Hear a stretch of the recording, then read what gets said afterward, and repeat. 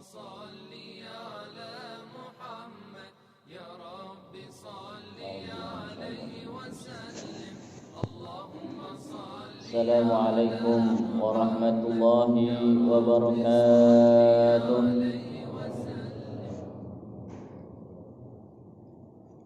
Al-Fatihah ila hadratin Nabi Mustafa Muhammadin sallallahu alaihi wasallam. Al-Fatihah.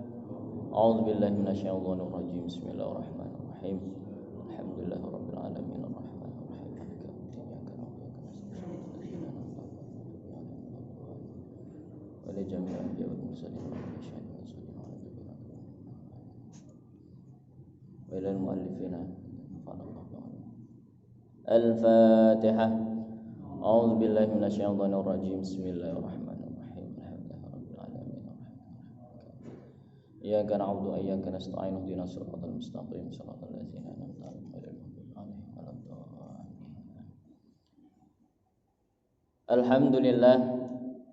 Alhamdulillahi rabbil alamin wa bihi nasta'in ala umuri dunya waddin. Wassalatu wassalamu ala asyrafil anbiya'i wal mursalin sayyidina wa maulana Muhammadin wa ala alihi wa sahbihi ajma'in. Allahumma rabbi shrah li sadri wa yassir li amri wa hlul 'uqdatam min lisani yafqahu qawli, amma ba'd. Para hadirin jamaah rahimakumullah. Alhamdulillah, nikmat Allah senantiasa mengucur deras kepada diri kita, baik di saat kita bangun maupun di saat kita tidur. Senantiasa Allah mengirim rahmatnya dan taufiknya kepada kita, sehingga kita bisa senantiasa berzikir kepada Allah, melaksanakan kewajiban kita sebagai seorang muslim, hamba Allah subhanahu wa ta'ala. Salawat dan salam juga senantiasa mari kita haturkan pada baginda Rasulullah Muhammad sallallahu alaihi wasallam dengan senantiasa membacakan salawat kepadanya. Tidak cukup kita hanya membaca sholawat 1 kali, 2 kali, 3 kali, atau 100 kali, atau bahkan 1000 kali, kalau kita masih merasa bahwa itu sudah banyak. Kenapa? Karena kewajiban kita untuk bersolat kepada baginda Rasulullah langsung turun dari Allah subhanahu wa ta'ala. Innallaha wa malaikatahu yusholluna 'alan nabi ya ayyuhalladzina amanu shallu 'alaihi wa sallimu taslima. Langsung kita disandingkan Allah dan para malaikat bersolawat kepada baginda Rasulullah. Wahai orang-orang yang beriman, bersolawatlah kepada Nabi. Dan dalam hadis yang lain disebutkan, faksiru zikru alayya, perbanyaklah mengingatku. Jadi kita diperintahkan untuk memperbanyak sholawat kepada baginda Rasulullah SAW. Bukan sekedar diperintahkan membaca sholawat. Jadi kalau membaca sholawat, ya, cukup sekali membaca, 2 kali membaca. Tapi kita diperintahkan memperbanyak bacaan sholawat kepada baginda Nabi. Nah, syaitan itu senantiasa berada di sekeliling kita. Dia mengingatkan ketika kita sudah biasa berzikir 100 kali, oh itu sudah banyak. Kita berzikir 1000 kali dalam sehari, oh itu sudah banyak sekali. Sehingga syaitan akan senantiasa membisiki kita, sudah cukup, jangan banyak sholawat, jangan banyak sholawat. Kenapa? Karena syaitan sangat khawatir kalau kita nanti selamat dan kita bersama Rasulullah SAW. Karena setiap kita membaca sholawat, luberan syafaat, luberan rahmat yang Allah berikan kepada Nabi Muhammad akan mengalir juga kepada kita. Dan syaitan tidak mau itu. Maka dia merasa mengatakan kepada kita, sudah cukup, jangan terlalu banyak. Padahal 1000 itu masih sedikit. Karena perintah Allah perbanyak. Perbanyak itu gak ada batasannya. Jamaah muhadirin rahimakumullah. Pada kesempatan pagi hari ini kita melanjutkan kajian dari Tafsirul Jalalain, Imam Jalaluddin Suyuti wa Imam Jalaluddin Mahalli, nafa'anallahu bi'ulumihima fid dharain amin.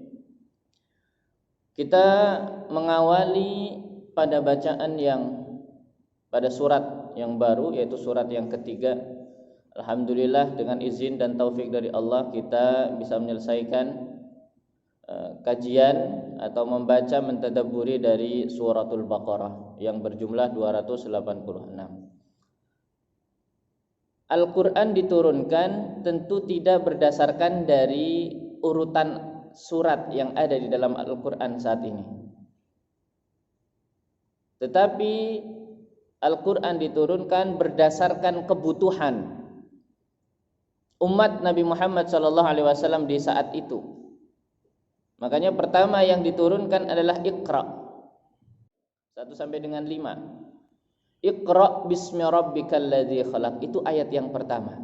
Tetapi mengapa tidak ditaruh di tempat yang pertama pada urutan surat yang pertama, tapi malah ditaruh di bagian akhir dari juz ke-30? Nah, perintah urutan surat berdasarkan ketetapan Nabi Muhammad SAW. Jadi semua ini adalah berdasarkan wahyu. Wa ma yantiqu 'anil hawa in huwa illa wahyu yuha. Jadi Nabi bersabda kepada para sahabatnya, "Dha' hadhihi surah fi kada, dha' hadhihi al-aya fi kada." Karena kalau kita lihat pada masa Fathu Makkah itu ayat-ayat yang turun kebanyakan berbicara tentang tauhid, berbicara tentang akidah, berbicara tentang bagaimana kebobrokan moral di saat itu sehingga memperbaiki akhlak itu yang utama. Dan pada saat di Madinah itu sudah mulai menata masyarakat, berbicara masalah ekonomi, berbicara masalah sosial kemasyarakatan, berbicara masalah perkawinan. Itu diatur ketika Nabi Muhammad sudah hijrah ke Madinah. Makanya ada ayat Makkiyah dan ada ayat Madaniyah. Ayat Makkiyah itu ciri-cirinya ayatnya pendek-pendek, tetapi balaghahnya sangat luar biasa. Balaghah, susunan bahasanya sangat luar biasa, enak kita mendengarnya. Tapi ketika ayat-ayat Madaniyah biasanya ayat-ayatnya panjang, berbicara tentang kemasyarakatan, menata bagaimana kehidupan kita di dunia agar sesuai dengan tuntunan dari Allah Subhanahu wa taala. Nah, terlepas dari itu semua, baik ayat Makkiyah ataupun ayat Madaniyah tidak bisa terpisahkan, karena semuanya adalah datang dan turun dari sumber yang sama dan untuk tujuan yang sama. Hudal linnas wa bayyinatin minal huda wal furqan. Itu sebagai petunjuk bagi kita. Petunjuk agar kehidupan kita di dunia itu tidak semata-mata untuk bersenda gurau ataupun bermain-main saja. Karena wamal hayatud dunya illa mata'ul ghurur. Tidaklah kehidupan dunia itu hanya kesenangan dan al-ghurur, senda gurau, main-main. Nah, kita diberikan petunjuk agar kehidupan kita bisa membekas dalam diri kita dan menjadi bekal keselamatan kita pada hari akhirat. Nah, jamaah sekalian yang dirahmati Allah Subhanahu wa taala, surat yang ketiga ini adalah surat Ali Imran. Masih ada kaitannya dengan surat sebelumnya, suratul Baqarah. Terutama para ahli tafsir ataupun juga ahli ulumul Quran, mereka menyebutkan tanasibul ayat wassuwar. Itu ada kaitan antara satu ayat dengan ayat sebelumnya atau satu surat dengan surat sebelumnya. Pada ayat terakhir di suratul Baqarah kemarin kita berbicara tentang amanar rasulu bima unzila ilaihi min rabbihi wal mu'minun. Allah berbicara tentang kita orang-orang yang beriman, itu beriman kepada Allah dan Rasulnya dan Rasul-Rasul Allah, la nufarriqu baina ahadim mir rusulih, tidak membedakan di antara satu pun dari utusan-utusan Allah. Berbeda dengan orang-orang Nasrani. Mereka beriman kepada Nabi tetapi tidak beriman kepada Nabi yang lain. Yahudi juga demikian. Mereka beriman kepada para Nabi tapi sebagian juga tidak diimani. Dan nanti pada ayat ini juga nanti akan berbicara tentang golongan-golongan tersebut. golongan-golongan ahlul kitab. Jadi masih ada kaitan antara satu surat dengan surat berikutnya. Bahkan jauh sebelumnya suratul Fatihah sebagai pembuka atau disebut juga Ummul Kitab itu juga berbicara tentang hal yang sama, bahwa manusia dibagi menjadi 3 golongan. Siratal ladzina an'amta 'alaihim. 1. Ghairil maghdubi 'alaihim. 2. Waladdallin. 3. Surat Fatihah sudah membagi manusia menjadi 3 golongan. Kemudian dilanjutkan di dalam surah Al-Baqarah itu diperinci 3 golongan itu apa saja. Hudal lil muttaqin alladzina yu'minuna bil ghaib dan seterusnya. Nah, itu bagaimana satu surat dengan surat yang lain itu saling berkaitan. Nah, pada pagi hari ini kita berbicara tentang surah Ali Imran. Ali Imran itu beda dengan Ali bin Abi Thalib. Alinya kalau dalam bahasa Indonesia itu sama Ali. Tetapi dalam bahasa Arab berbeda. Ali Imran kalau ada kalimat di depannya itu menjadi mudhaf-mudhafun ilaih, suratu Ali Imran. Tapi kalau tidak menggunakan kata surah maka dibacanya dalam bahasa Arab Alu Imran. Alu. Karena alu di sini adalah berarti family, keluarga. Beda kalau Ali bin Abi Thalib atau Burhan Ali. Ya. Itu tidak bisa dijadikan Burhan Alu, enggak bisa. Karena istilahnya sudah berbeda. Paling kalau bisa Aliyu. Kalau mau ada dibaca rofa, Aliyu, karena ada ya di situ. Tapi kalau Ali Imran, keluarga Imran, itu ketika dibaca tanpa kalimat di depannya, Alu Imran. Karena ini beda istilah. Artinya adalah keluarga Imran. Kenapa surat ini diberikan nama Ali Imran atau Alu Imran? Karena di salah satu pembahasannya nanti akan berbicara tentang keluarga Imran. Imran itu siapa? Yaitu orang yang dimuliakan oleh Allah, ya, diangkat derajatnya di antara keluarga-keluarga yang lain. Ali Imran itu punya keluarga. Siapa keluarganya? Pertama, dia punya istri namanya Hinna. Atau ada juga yang membaca Hanna. Istrinya namanya Hinna.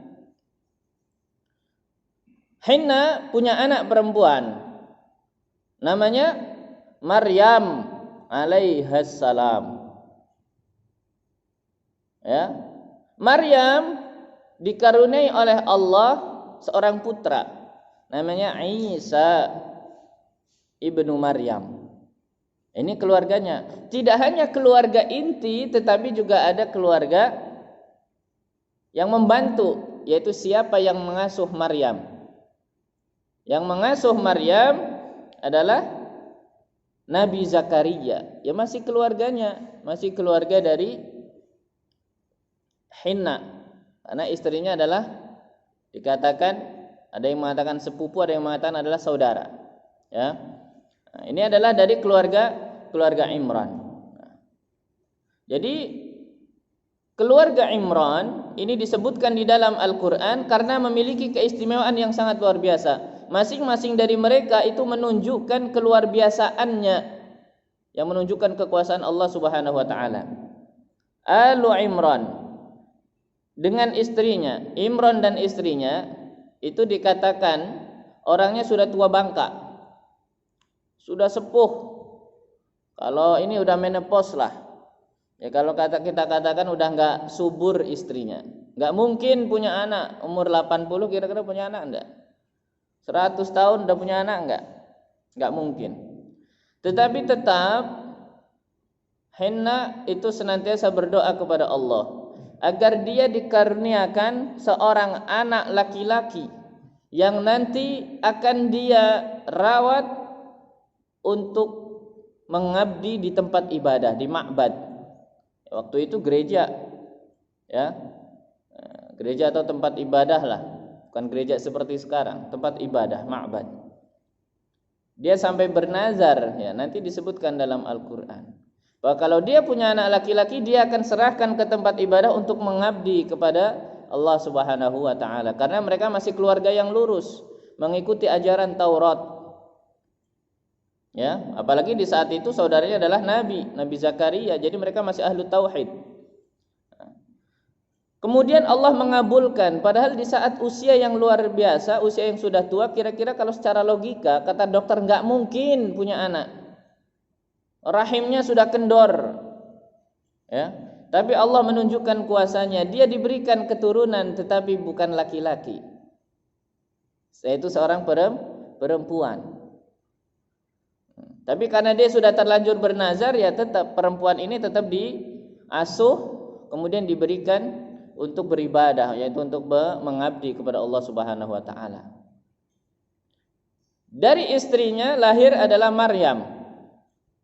Dari Hinna lahir Maryam. Maryam tidak kalah luar biasanya. Beliau adalah orang yang taat, orang yang suci, orang yang bersih, tidak pernah tersentuh oleh laki-laki, tapi kemudian dia mengandung. Secara nalar, logika, ketemu laki-laki aja enggak. Kenapa? Kehidupannya terkurung dalam sebuah ma'bad, dalam sebuah mihrab, di kamar saja. Sampai-sampai kalau Zakaria datang ke ruangannya, ke tempat semedinya, tiba-tiba sudah ada makanan, padahal nggak ada orang yang masuk. Nah, kata Maryam, "Bapa, ini datang dari Tuhanku." Makanan dengan segala rupa itu sudah ada di ruangannya.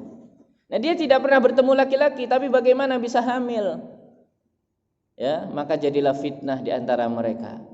Orang-orang yang tidak tahu tentang kesucian Maryam, dia memfitnahnya, dia telah berzina. Bagaimana seorang keluarga Imran yang mulia, anaknya berzina? Maka Allah tunjukkan kuasanya ketika Maryam melahirkan seorang laki-laki, anak laki-laki yang masih dalam buayan, dia mampu berbicara, mampu memberikan hujjah bahwa ibunya adalah orang yang suci, bukan dari hasil perzinahan. Maka begitu luar biasanya keluarga Imran ini. Setiap dari mereka menunjukkan keluar dari kebiasaan, dari pandangan kita manusia. Ini menunjukkan kepada apa? Menunjukkan kekuasaan Allah Subhanahu wa taala. Jangan sekali-kali kita mengatakan tidak mungkin. Kenapa? Bagi Allah itu mungkin. Jadi surat Ali Imran nanti kita akan berbicara tentang kekuasaan Allah, keagungan Allah, keesaan Allah Subhanahu wa taala. Karenanya jangan sampai kita sebagai orang yang beriman itu berputus asa dari rahmat Allah. Jangan sampai sekalipun itu ada dalam benak pikiran kita. Sekalipun kita pernah diuji dengan sakit yang sangat luar biasa, jangan mengatakan sekali-kali kayaknya ini tidak akan sembuh. Ya, siapapun itu, keluarga kita, saudara kita harus mengingatkannya. Jangan sampai berkata tidak akan sembuh. Ini sudah parah, sudah kronis, sudah stadium berapa? Stadium 12. Jangan sampai berkata ini tidak akan sembuh. Karena berarti kita mengingkari kekuasaan Allah Subhanahu wa taala. Dan juga ketika kita diuji dengan kesusahan, diuji dengan miskin, dia berkata Allah tidak akan membantu, tidak akan meringankan kesusahannya. Jangan sampai berkata demikian. Karena itu tanda bagi orang yang berputus asa. Dia orang yang berputus asa mengingkari kekuasaan Allah. Dan ini ada di dalam surah Ali Imran. Baik, kita masuk dalam ayat yang pertama. Allah Subhanahu wa taala berfirman, A'udzubillahi minasyaitonir rajim. Alif Lam Mim. Allahu la ilaha illa huwal hayyul qayyum. Nazzala 'alaikal kitaba bil haqqi musaddiqan lima bayna yadayhi wa anzala at-taurata wal injil. من قبل هدى للناس وأنزل الفرقان Innal ladzina kafaru bi ayatillahi lahum 'adzabun syadid wallahu 'azizun dzuntiqam. Innallaha la yakhfa 'alaihi syai'un fil ardi wala fis sama'. Huwallazi yusawwirukum fil arhami kaifa yasha'. La ilaha illa huwal azizul hakim. Ya. Kita bahas beberapa ayat terlebih dahulu dari awal surat Ali Imran.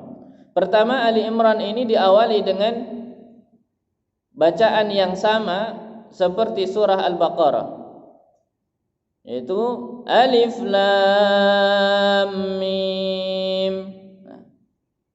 Orang-orang terdahulu, ulama-ulama mufassir terdahulu, salaf, itu biasanya memberikan makna kepada ini, Allahu a'lam bimuradih bidzalik. Allah lebih mengetahui apa yang ada di dalam kandungan alif lam mim tersebut, atau yang disebut juga dengan fawatihus suwar, yaitu ayat-ayat pembuka seperti Nun, Hamim, Alif Lam Ra, Kaf Ha Ya Ain Shad, Shad.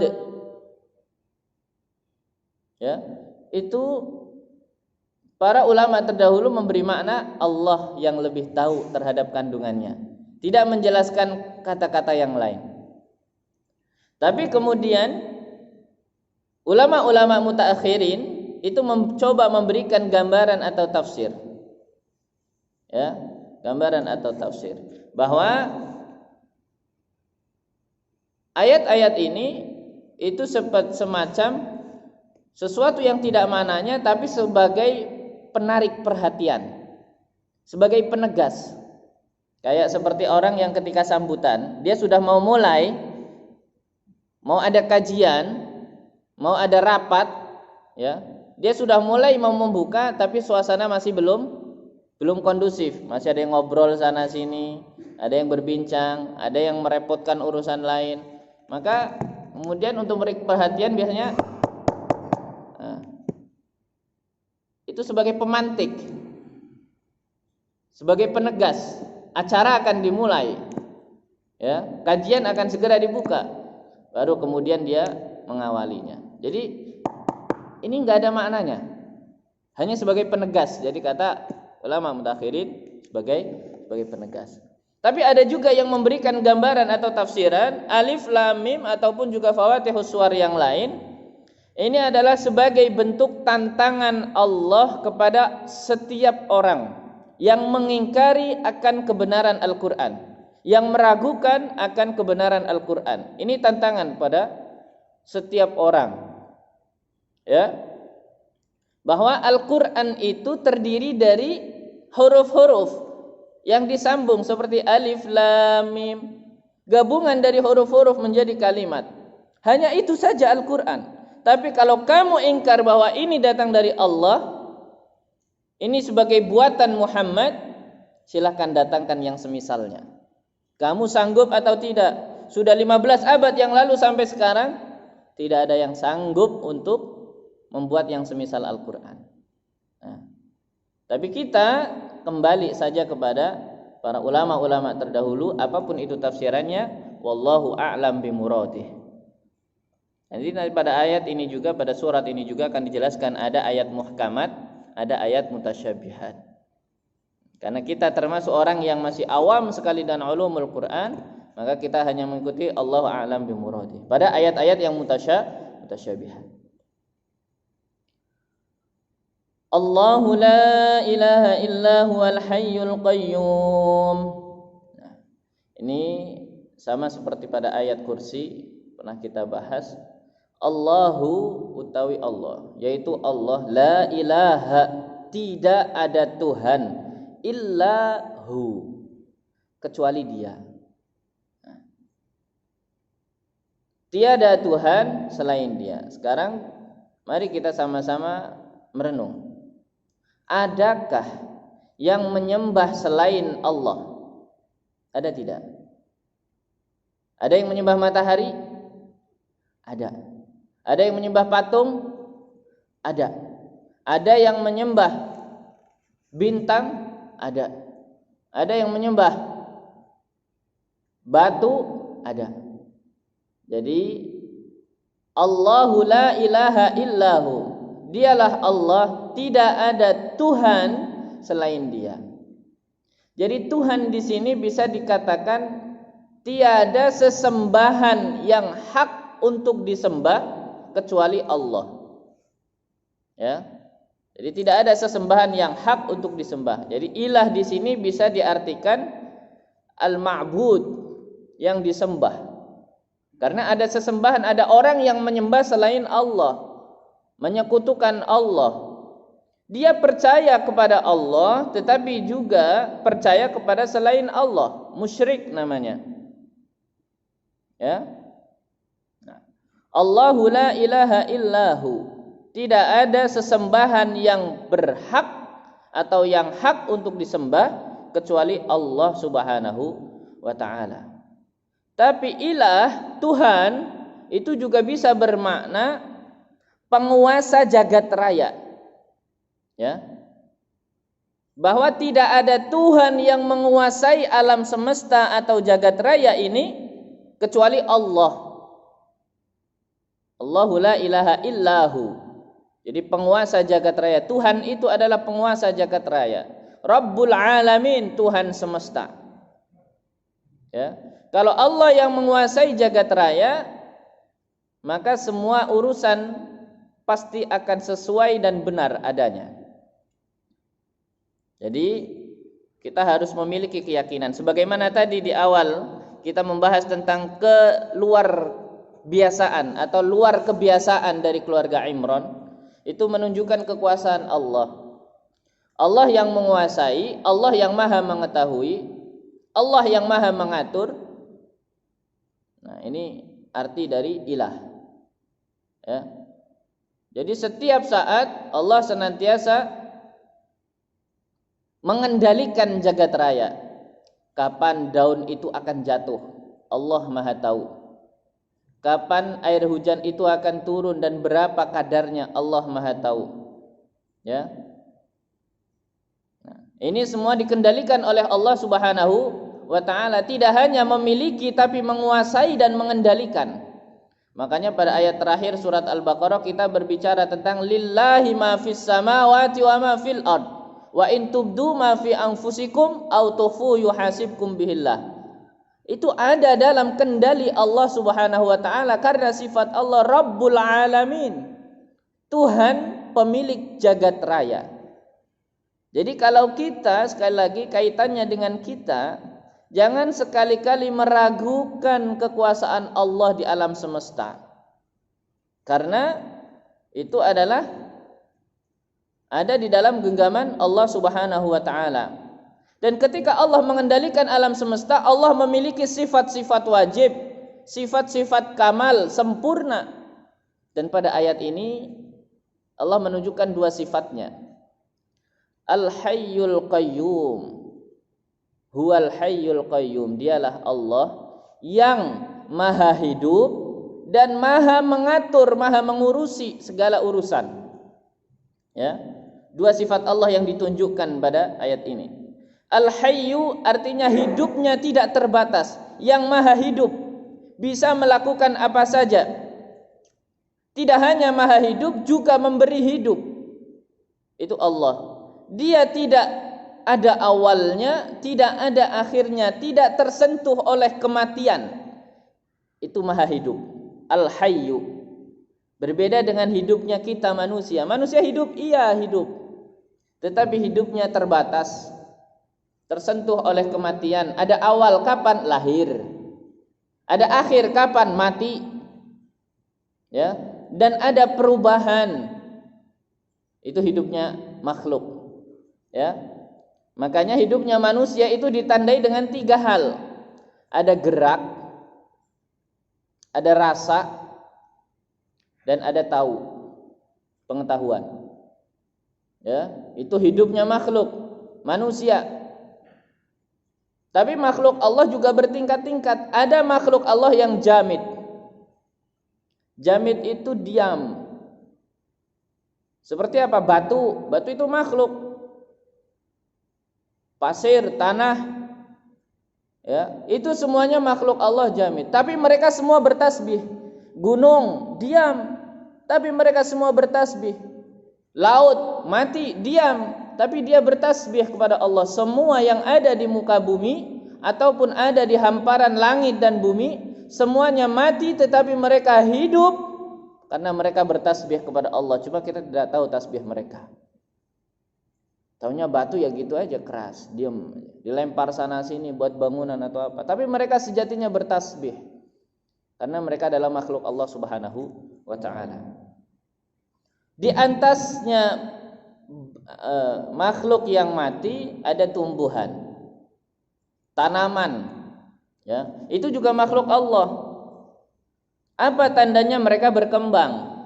Tadinya kita nanam mangga itu hanya sebiji, tiba-tiba besar, ada batang, ada akar, ada daun, ada buahnya. Buahnya kita petik nanti berbuah lagi. Itu menandakan kehidupan.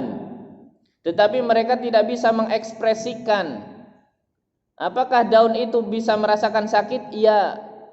Dia bisa merasakan sakit ketika kita melempari dengan batu. Pohon mangganya lebat, dilempar dari bawah pakai batu untuk nyari buahnya. Mereka merasakan sakit, iya, tetapi tidak bisa mengekspresikan karena mereka hidup. Di atasnya tumbuhan, tanaman, ada hewan, hayawan. Dia bisa bergerak dengan lincah, dia bisa mengekspresikan.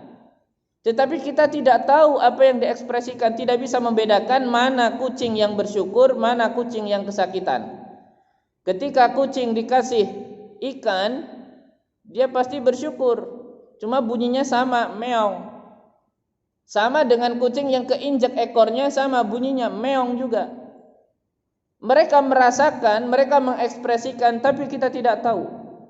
Tapi kalau manusia, ini adalah makhluk yang paling tinggi kedudukannya, paling luhur akhlaknya. Kita bisa mengekspresikan mana kalimat alhamdulillah, mana kalimat istighfar. Mana perasaan bahagia, mana perasaan sedih. Itu manusia, makhluk yang paling tinggi. Allah memberikan kehidupan kepada semua makhluknya. Jadi kalau manusia sudah menjadi makhluk yang paling tinggi, jangan merendahkan kita kepada kedudukan yang lain. Manusia kalau sudah disebut menjadi binatang, biasanya turun derajatnya. Karena binatang berada di bawah manusia. Oh, manusia kayak kebo, pelanga, pelongo, ya, nggak mikir, kan kayak kebo, berarti derajatnya sudah turun. Dikasih akal tidak digunakan, ya, udah kayak kebo. Oh, manusia kayak misalnya, akhlaknya sudah turun. Apalagi kayak manusia buaya darat. Nah, kalau sudah dikatakan manusia binatang, itu udah turun derajatnya, ya. Karena itu, karena kita manusia adalah makhluk yang paling tinggi. Yaitu dengan apa? Menggunakan akal, menggunakan rasa, menggunakan hati. Itu tidak dimiliki oleh makhluk yang lain. Tapi kalau kita tidak menggunakan itu, sampai ada orang yang mengatakan kita manusia tapi ada binatangnya, maka kita sudah turun derajatnya. Dan Allah itu Al-Hayy, yang hidup, tidak tersentuh oleh batas, dan juga maha hidup, memberikan kehidupannya kepada makhluknya. Tidak hanya memberikan hidup Al-Qayyum, Allah memiliki sifat Al-Qayyum yang maha mengurus secara tuntas, memelihara Al-Muhaimin, ya, memelihara semuanya. Ada ayat Allah di dalam surat Ar-Rahman, kulla yaumin huwa fi sya'n. Setiap saat Allah berada dalam urusan. Artinya mengatur urusannya. Ada kucing yang beranak, Allah yang mengurus. Ada rizkinya burung yang baru lahir, menetas, Allah yang ngurus. Ada daun yang berguguran, Allah yang mengurus. Ada ikan miliaran jutaan tidak terhitung di lautan, Allah yang mengurus. Angin berhembus, Allah yang mengurus. Hujan yang turun, Allah yang mengurus. Matahari terbit, Allah yang mengurus. Malam gelap gulita, Allah yang menjaga dan mengurus. Maka kembali kepada kita. Kalau kita berdoa, Allah yang mengijabahi. Kalau kita punya hajat, Allah yang mengabulkan. Kalau kita sakit, Allah yang menyembuhkan. Kalau kita susah, Allah yang menolong kita. Allah tidak tidur, Allah tidak lalai, karena kulla yaumin huwa fi sya'n. Setiap saat Allah dalam urusan, yang maha mengurus. Makanya kalau kita sampai meragukan kekuasaan Allah dengan putus asa, kita telah berdosa. Kembali lagi kepada tadi, kalau kita sakit, Allah yang mengurus kita, pasti sembuh. Dokter mungkin menilai, oh ini nggak bakal sembuh, ini udah kronis, ini sudah sampai ke daging, sampai ke tulang, ini sudah menyebar ke seluruh tubuh. Tidak, kalau Allah berkata sehat, maka akan sehat. Kalau kita sedang susah sekali, nggak mungkin akan dibantu, nggak mungkin akan ditolong. Jangan seperti itu. Allah yang membagi rizki, Allah yang punya rizki. Kepada siapapun yang dikehendaki selama kita taat, wa may yattaqillaha yaj'al lahu makhraja wa yarzuqhu min haitsu la yahtasib. Mungkin bukan karena kita Allah tidak mau nolong kita, tapi kita yang tidak mau takwa mendekat kepada Allah. Ya. Maka tidak ada yang mungkin dan mustahil bagi Allah Subhanahu wa taala, itu Al-Qayyum. Jadi semua alam jagat raya ini ada dalam kendali Allah, milik Allah, dan Allah yang maha mengurusi itu semua. Ketika Allah yang turun tangan, semua diurus dengan tuntas. Tidak ada nanti, tidak ada PR, tidak ada. Semua pasti akan selesai diurus oleh Allah Subhanahu wa taala. Makanya di sini, wahai manusia, wahai orang Islam, wahai orang yang beriman, kalau ingin dikatakan hidup kita hidup yang sempurna, jangan sekedar hidup, makan, tidur, buang hajat, makan lagi, tidur lagi, buang hajat. Ya. Kalau mau hidup kita dikatakan sempurna, takhallaqu bi akhlaqillah. Berakhlaklah sesuai dengan akhlaknya Allah. Allah itu maha hidup, Allah juga maha mengurus. Maka kalau ingin hidup kita dikatakan sempurna, maka hiduplah dan juga mengurusilah. Bukan hanya ngurus hidup kita, tapi mengurusi hidup orang lain. Allah maha mengurus semua makhluknya. Maka kita kalau ingin hidup kita sempurna, kita juga mau untuk mengurus, mau membantu, mau menolong kehidupan sesama. Dengan begitu hidup kita akan sempurna. Sesuai dengan hadis Nabi, khairun nasi anfa'uhum linnas. Sebaik-baik manusia yang memberi manfaat bagi orang lain. Itu adalah turunan dari sifat Allah Al-Qayyum. Tidak mengurus dirinya saja, tidak mengurus keluarganya saja, tapi juga orang lain, siapapun itu, semua makhluk Allah, yang hidup maupun yang mati, yang bergerak ataupun yang tidak bergerak. Urus itu semua. Ada tanaman, jangan main kita pencak-pencak, main cabut, main potong. Karena itu makhluk Allah, sesekali kita sirami, sesekali kita rapikan. Ada batu di tengah jalan, takut orang lain akan terselimpat jatuh, singkirkan batu itu agar tidak menghalangi, dan batu juga pada tempat yang aman. Apalagi manusia, kalau ada manusia yang lapar, tolonglah mereka. Ada manusia tidak mendapatkan pendidikan, angkatlah mereka. Ada manusia yang sakit, perhatikanlah mereka. Maka di saat itu kita akan menjadi manusia yang hidup kita sempurna. Kenapa? Karena kita mendapatkan turunan dari sifat Allah. Tidak hanya hidup tapi juga Al-Qayyum. Maka enak hidup kita. Kemudian Allah Subhanahu wa taala berfirman, "Nazzala 'alaikal kitaba bil haqq." Nazzala 'alaika, diturunkan kepadamu ya Muhammad, wahai Muhammad. Al-kitaba, yaitu sebuah kitab. Apa itu yang diturunkan kepada Nabi Muhammad? Al-Quran yang sedang kita kaji saat ini. Multabisan bil haq, yaitu yang disifati, yang diliputi dengan kebenaran. Kebenaran yang seperti apa? Al-haq. Al-haq itu adalah kebenaran yang artinya yang tidak bakal berubah. Dari dulu sampai sekarang Al-Quran tidak berubah. Yang menurunkan hak, yang diturunkan hak, cara menurunkannya juga hak. Ya. Jadi kebenaran itu tidak berubah, tidak tersentuh oleh kesalahan. Kebenaran itu sifatnya mutlak. kalau datang dari Allah Subhanahu wa taala. Tapi kalau dari makhluk, kebenaran itu sifatnya relatif. Ada kebenaran ilmiah. Contoh, ketika kita berbicara tentang sains, ya, orang-orang para ahli saintifik dulu mengatakan yang bergerak mengelilingi matahari, planet-planet itu ada 7.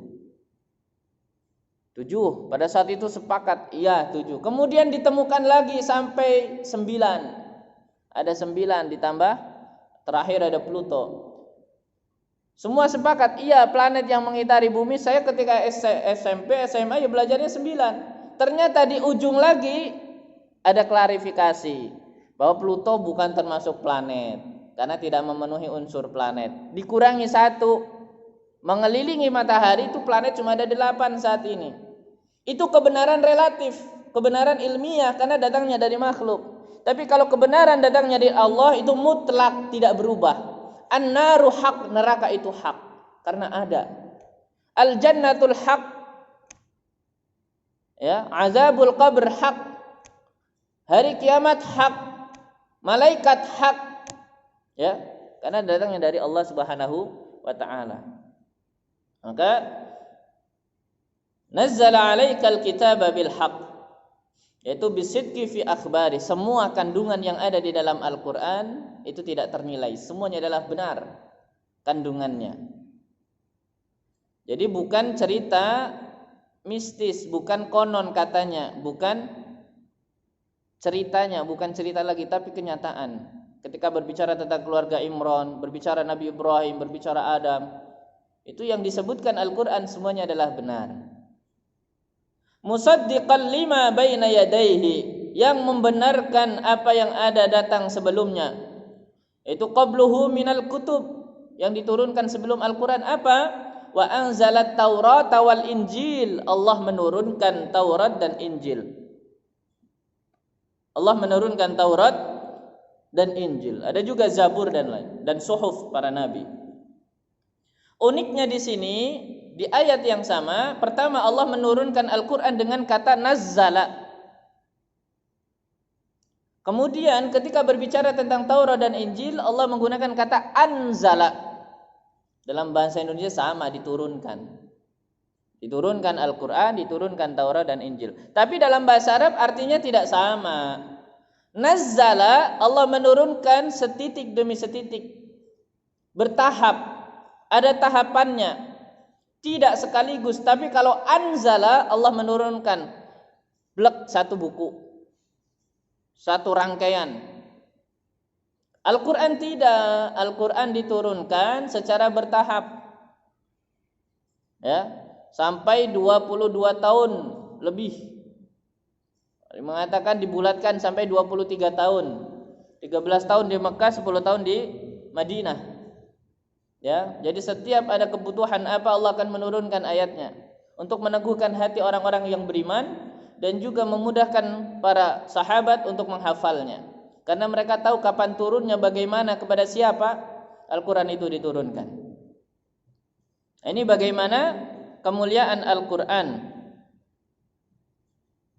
yang berbeda dengan kitab-kitab Allah yang lain.